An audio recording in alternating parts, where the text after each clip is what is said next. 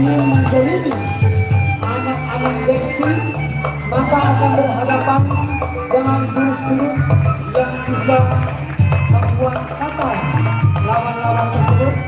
Sesungguhnya itu hanya untuk menyadarkan agar kesombongan tidak diperuntukkan untuk jadi menjadi sombong-sombongan. Beksi mempunyai singkatan yang sangat indah sekali dari satu persatu huruf. Beksi, B, berbaktilah. E, engkau. K, kepada. S, seruan. I-nya adalah ilahi.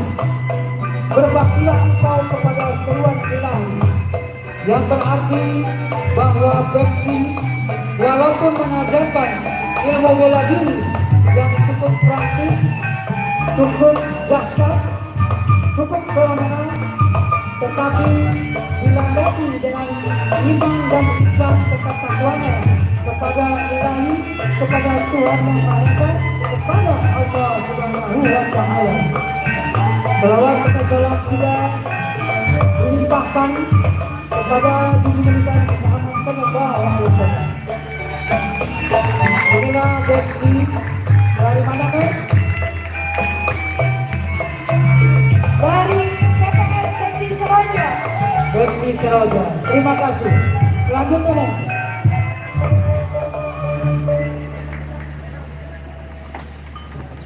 Ya, silakan.